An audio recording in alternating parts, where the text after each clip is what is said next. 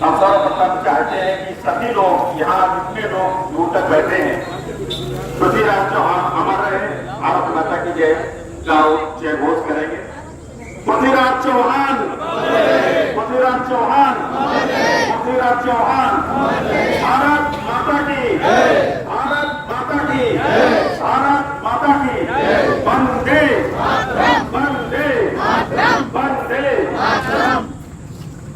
आज यहाँ पृथ्वीराज चौहान जी की जन्म जयंती के अवसर पर यहाँ उपस्थित मंचासीन अतिथि हमारे आदरणीय मुख्य अतिथि श्रीमान विजय शुक्ला रिंकू जी, आदरणीय विशिष्ट अतिथि चाचा जी श्रीमान राजेंद्र सिंह भदौरिया जी, आदरणीय बड़े भाई श्रीमान गणेश मिश्रा जी, आदरणीय धर्मेंद्र जी, मोदी जी, चाचा जी, और गोला नगर राष्ट्रीय स्वयंसेवक संघ के नगर प्रचारक जी श्रीमान अभिषेक जी, और पूर्व सैनिक रहे आदरणीय श्रीमान राजेश्वर जी, रोहन मिश्रा जी, बीजेपी के नगर अध्यक्ष रोहन मिश्रा जी, और ये आज हम परिवार के रूप परिवार के तरीके से बैठे हैं। सामने हमारे जेडी सिंह जी, हमारे मामा जी नरेंद्र सिंह जी, पुष्पेंद्र सिंह जी, अवनीश जी, सचिन जी, सौरभ जी, नीरज जी, श्रीमान सुरेंद्र सिंह जी, श्रीमान कृष्णा सिंह जी, अमित जी, राजेश जी, धीरज जी, रविंद्र जी, पीछे तक सभी लोग, सभी आज परिवार के तरीके से हम लोग बैठे हैं। और विषय बहुत महत्वपूर्ण है, सुमित मिश्रा जी है, विषय बहुत हम देख रहे हैं कि बात 1178 से 1199 की हो चुकी है, 1192 की हो चुकी है। आज 1000 वर्ष बाद भी हम उस महापुरुष को, उस घटनाक्रम को याद करने के लिए खड़े। ये हमारा भारत है, पूरा विश्व ये देख रहा है कि इतनी पुरानी घटनाओं को भी भारत के लोग याद करते हैं। भारत के युवा उन घटनाओं को याद करके अपने अंदर ऊर्जा सजोते हैं। ऐसे महापुरुष हमारा भारत 5000 वर्ष पुराना भारत। हमने पृथ्वीराज चौहान जी के बारे में इतिहास में पढ़ा है। उनका कार्यकाल 1178 से 1192 के बीच का रहा है। हम जानते हैं कि वही आज भी चल रहा है। आक्रमणकारी अफगानिस्तान से आते हैं, पाकिस्तान को मोहरा बनाते हैं और भारत की संस्कृति और सनातन संस्कृति पर आक्रमण करते हैं। आज भी वही घटनाक्रम हो रहा है, कुछ बदला नहीं है। तब भी ये हमारा पृथ्वीराज चौहान जी का साम्राज्य राजस्थान, हरियाणा, पंजाब, दिल्ली, उत्तर प्रदेश का भी क्षेत्र था और पाकिस्तान का भी क्षेत्र था। और पृथ्वीराज जी ऐसे महावीर योद्धा थे जिन्होंने 12 वर्ष तक उन आक्रमणकारियों को रोके रखा। महमूद गजनवी के 17 बार आक्रमण करने के बाद पृथ्वीराज चौहान जी ऐसे महायोद्धा थे, इनकी कुशल रणनीति थी कि उनके आक्रमणकारियों को घुसने नहीं दिया। इसके इतिहास में बहुत वर्णन मिलता है। अजमेर राजधानी थी हमारे पृथ्वीराज चौहान ने, हमारे जो इनके चौहान साम्राज्य थी उसकी राजधानी अजमेर बनाया था। और इनके पिता जी सोमेश्वर चौहान थे और उनके दरबारी कवि थे चंद्रबरदाई। और चंद्रबरदाई ने पृथ्वीराज रासो एक महाकाव्य लिखा और उस महाकाव्य में पूरे विश्व का एक प्रमाणित इतिहास है और महाकाव्य में एक एक चीज पृथ्वीराज जी के बारे में लिखी है। हम देखते हैं कि दिल्ली भी उस साम्राज्य का प्रमुख हिस्सा था और दिल्ली अनंतपाल तोमर ने आपको घेर दिया था। दिल्ली में जो राय का किला है वो भी बहुत महत्वपूर्ण उसकी उपलब्धि है। मोहम्मद गौरी, हम सब देख रहे हैं कि आज के घटनाक्रम से अगर जोड़े तो मोहम्मद गौरी गजनी से चल करके उनको लगा कि भारत एक ऐसी उर्वर भूमि है कि यहाँ के लोग बहुत अच्छा भोजन करते हैं, यहाँ के लोग बहुत सुंदर जीवन जीते हैं। हम देख रहे हैं कि दुनिया के लोग चाइना से लेकर के अमेरिका, जर्मनी, फ्रांस, जापान जहां भी जाए दुनिया अच्छी लगती है, लेकिन हमारे गांव का मॉडल पूरी दुनिया का आदर्श मॉडल है, जहां पेड़ पौधे लगाते, अन्न उपजा के खाते हैं, पशुओं की सेवा करते हैं। दुनिया का सर्वोच्च मॉडल भारत का रहन सहन, आवासीय और शिक्षा का मॉडल था। अभी गुरु पूर्णिमा गुरु शिष्य परंपरा पर भी हम लोग बात करेंगे। तो उस मॉडल को ध्वस्त करने के लिए मोहम्मद गौरी गजनी से चले और उन्होंने पाकिस्तान से होते हुए और भारत आए। और मोहम्मद गौरी जिसने मुल्तान जीत लिया, मुल्तान के बाद उसका ख्वाब बढ़ा कि हम अब आगे जाकर के हम इसको और आगे जाकर के भारत की सीमा के अंदर प्रवेश करें। तो जब वो एक हमारे हिमाचल प्रदेश में थे, वो क्षेत्र हमारे पृथ्वीराज चौहान का पड़ता।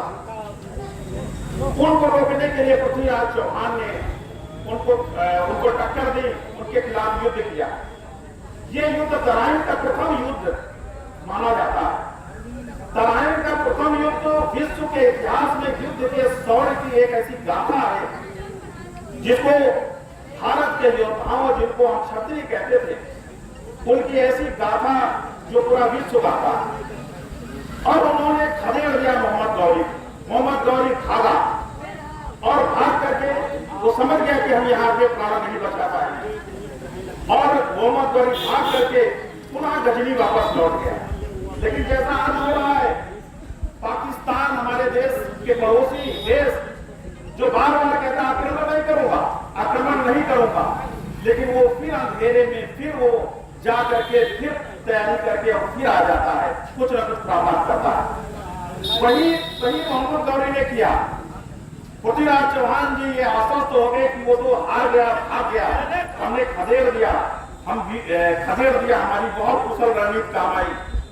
लेकिन क्या हुआ कि वो फिर, और ये बात 1190 की है, 1192 में वो फिर तैयारी करके वापस आया। और मोहम्मद गौरी ने वो काम किया कि योद्धाओं को सामने से नहीं जीता जा सकता, तो मोहम्मद गौरी ने पीछे से छुप करके एक ऐसी रणनीति बनाई, और उस रणनीति के कुचक्र में, और उसमें हमारे जो कश्मीर के राजा साहब थे, उन्होंने भी, राजा राजदेव ने, उन्होंने भी उनका साथ दिया। अगर कश्मीर से नहीं घुसने देते उसको मोहम्मद गौरी को, तो निश्चित रूप से भारत का इतिहास कुछ और होता। लेकिन तब भी यही बात थी कि कहीं ना कहीं जो आज समाज में फूट डाल करके लोग शासन करना चाहते हैं, वही तब भी था। आपसी फूट का लाभ मोहम्मद गौरी ने उठा करके और तराइन के द्वितीय युद्ध में पृथ्वीराज को हरा दिया। और पृथ्वीराज का इसके बाद ऐसा वर्णन आता है इतिहास में कि पृथ्वीराज जी को हराने के बाद फिर मोहम्मद गौरी ने उनको बंदी बना करके सिरसा के पास बंदी बना करके गजनी ले गया। और गजनी में जब उन्होंने उस पर कार्रवाई की और उनको पृथ्वीराज चौहान जी को जब उन्होंने उनकी हत्या करने का प्रयास किया, उनकी आंखें फोड़ दी, यातनाएं दी, और आंखें फोड़ करके यातनाएं दे करके उसके बाद जो उनके साथ जो कड़ी थे जनरल माराई, वो उनके साथ गजनी धोखे से उनके मोहम्मद गौरी की आंखों में धूल जो करके पृथ्वीराज चौहान जी के वफादार थे, उनके साथ वहां गए। वो बहुत ही कुशल ब्राह्मण, इतने कुशल कवि थे कि आधे प्राण तो उनमें बसते थे पृथ्वीराज जी। और उन्होंने जब पृथ्वीराज जी को उन्होंने कहा, मोहम्मद गौरी ने, कि अगर आप अपने इतने योद्धा हैं, अगर आप शब्द भेदी बाहर चढ़ा लेते हैं, तो मैं एक आयोजन करता हूं। अगर आप शब्द भेदी बाहर का आयोजन में सफल हो जाते हैं तो आपको छोड़ दूंगा। उस मोहम्मद गौरी ने आयोजन किया और सिंहासन पर बैठा, और तभी चंद बरदाई ने उन्होंने पृथ्वीराज चौहान से कहा, ये आयोजन इसकी मौत का आयोजन है, ये आयोजन मोहम्मद गौरी की मौत का आयोजन है, और आप इस मूर्ख को, इस व्यक्ति को, इस पापी को, इसको आपको मारना है। तो चंद बरदाई ने उनको एक योजना बनाई कि हम आपको इसकी शब्द भेदी बात चला लेते हैं, आपको इशारे में हम आपको इसकी बताएंगे बैठा कहाँ है। और जब मोहम्मद अली बैठा उस आयोजन में सिंहासन पर, तो पृथ्वीराज चौहान को चंद्र बरदाई जी ने कान में कहा कि 4 बांस 24 गज अंगुली अस्थि प्रमाण ता ऊपर सुल्तान है मत चुको चौहान। अब ये तारा पा करके पृथ्वीराज चौहान जी ने बिल्कुल शब्द भेदी बात चलाया और उसको मार दिया। ये हमारे योद्धा थे, ये भारत के योद्धा थे, और आज हमारी युवा पीढ़ी उस 1000 वर्ष पूर्व योद्धाओं के इतिहास की गौरव गाथा सुनने के लिए हम सब आज यहाँ बैठे हैं। तो मात्र ये आयोजन नहीं है कि हम यहाँ से केवल सुन करके चले जाएं, एक संकल्प भी मन में ले करके जाएं कि ये गौरव गाथा सतत निरंतर इस देश को अनवरत चलती रहे, तो अपनी पीढ़ियों को भी हम अपने साथ लेटा करके, उनको अपने बाहों में लेटा करके उस गौरव गाथा को बताएंगे। भारत जब गुलाम हुआ तो गुलाम के बाद इतिहास बहुत तोड़ा मरोड़ा गया, बहुत से विमर्श ऐसे फैलाए गए कि हमारा युवा पीढ़ी उस इतिहास को सुनना नहीं चाहता, हमारा युवा पीढ़ी उस इतिहास को मानना नहीं चाहता। मैकाले की शिक्षा पद्धति पर जो सिलेबस पढ़ाया जाता है विद्यालयों में, वो सिलेबस गुलामी का सिलेबस, आज उसको भी दृढ़ता से बदलने की जरूरत है। हमारे इतिहास के उन वीर पुरुषों को बहुत ताकत के साथ समझाने की जरूरत है। आज देश में बहुत परिवर्तन हुए हैं और उन परिवर्तनों के बाद ये देश एक परम वैभव पर पहुंचने की तरफ अग्रसर है। और वैसे में हम सबकी ये भूमिका बनती है कि हम स्वयं संकल्पित हों और अपनी पीढ़ी को इसके बारे में बताएं। और इस कार्यक्रम के आयोजन के लिए सौरभ चौहान जी ने, वैसे कई बार स्वास्थ्य खराब होता है या कोई मन में ऐसी बात रहती है, लेकिन क्योंकि सौरभ जी का बहुत अच्छा आयोजन, बहुत ही एक अच्छे उद्देश्य के लिए आयोजन था, और हम सौरभ जी को समस्त यहाँ पर चौहान परिवार को और इस पिपरिया की मिट्टी को, इस चौहान कुल को हम अपने हृदय से प्रणाम करते हैं, नमन करते हैं, वंदन करते हैं। और आगे भी यहाँ से ऊर्जा मिलती रहेगी, प्राण फूकते रहेंगे, और भी बहुत कुछ ये गौरव गाथा में बताया जा सकता है।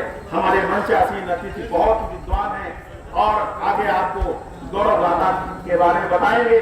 हम आदरणीय सौरभ चौहान जी का पुनः धन्यवाद करते हैं। एक बार जय घोष करेंगे, भारत माता की, भारत माता की, भारत माता की। बहुत धन्यवाद।